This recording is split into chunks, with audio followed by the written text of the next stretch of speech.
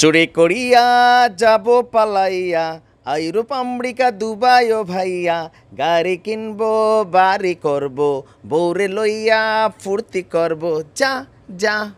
বাংলা ছায়াছবির জনপ্রিয় একটা গান। চুরি করিয়া যাব পালাইয়া। এই দেশের যত বড় বড় চোররা আছে, এরা চুরির ধরা খায় কখন? যখন এরা দেশ ছেড়ে পালায়।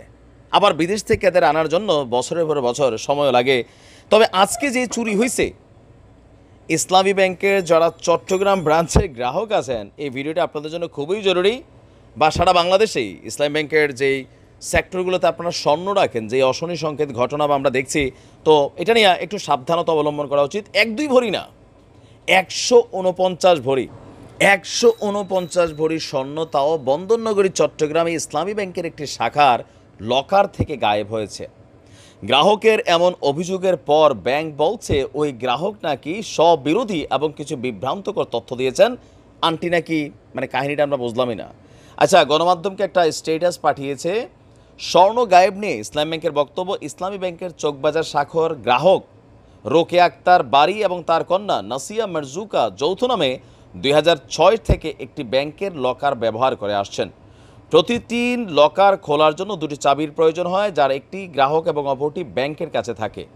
যার গ্রাহকের চাবি ছাড়া শুধুমাত্র ব্যাংকে রক্ষিত চাবি দিয়ে কোনোভাবেই লকার খোলা সম্ভব নয়। ব্যাংকিং নিয়ম অনুযায়ী গ্রাহককে তার লকারের মূল চাবি বুঝিয়ে দেওয়া হয়।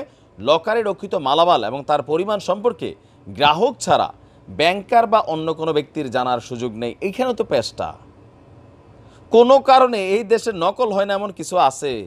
হ্যাঁ, একটা গ্রাহকের কাছে দিছে মূল চাবি, তো মূল চাবিটা যদি দিল এখানে কি আছে, কেন এটা নোট করার সুযোগ নেই? এটা তো নোট রাখা উচিত যে আমি কি রেখে গেলাম। মানে আইনটা এমন কোনো চুরি করলে যাতে টের পাওয়া না যায়। আমি জানি না যে এটা এরকম হয়েছে কিনা। আচ্ছা, গত 8 এপ্রিল গ্রাহক লকার ব্যবহারের জন্য ব্যাংকে আসেন। তখন ব্যাংক কর্মকর্তা গ্রাহকের উপস্থিতিতে মাস্টার কি দিয়ে লকার আনলক করেন। ব্যাংকার অবহিত করে চলে যান।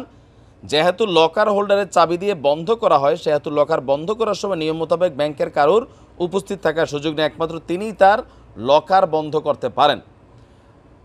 ইসলাম ব্যাংক বলছে লকার হোল্ডার লকার বন্ধ না করা পর্যন্ত তার চাবি বের করে আনা যায় না। গ্রাহক নির্দিষ্ট লকারে কি নিয়ে গেছেন বা রেখে গেছেন তা ব্যাংকের জানার সুযোগ নেই। গ্রাহক যাওয়ার সঙ্গে সঙ্গে ব্যাংক কর্মকর্তা লকার রুমের মূল ফটক নিয়ম মাফিক তাৎক্ষণিক বন্ধ করে দেয়। গত 29 মে লকার হোল্ডার তার লকার ব্যবহার করতে এসে তার গহনা খোয়া গেছে বলে জানান, অথচ এর আগে তিনি নিজে লকার বন্ধ করে চাবি নিয়ে গেছেন। আমরা মানে আশ্চর্য। এখন গ্রাহকের বক্তব্য কি? লকারে গয়না রেখেছিলেন নগরের বেভারলি হিলের বাসিন্দা রোকেয়ার বাড়ি। তার দাবি চুরি, জড়োয়া সেট, হার, চেন, আংটি, দুলসহ 149 ভরি স্বর্ণালঙ্কার ছিল। আর এখন সেইখানে রয়েছে মাত্র 10 থেকে 11 ভরি। প্রয়োজনে কিছু স্বর্ণালঙ্ক আনার জন্য তিনি যখন সেইখানে গেছেন, কিন্তু দায়িত্বে থাকা অফিসার তাকে নিয়ে লকারের কাছে গিয়ে তা খোলা দেখতে পান। খোয়া যাওয়া স্বর্ণের মূল্য প্রায় 1.5 কোটি টাকা। পুলিশ বলছে এটা নিয়ে লকার খোলা দেখতে পাই। ভুক্তভোগীরা এখনও কোনো মামলা করেনি। এখন হইতে পারে এগুলো দুর্নীতির টাকা, কালো টাকাওয়ালারে তো ভাই 150 ভরি স্বর্ণ তার সাধারণ মানুষ রাখে না, এটা বুঝতে হবে।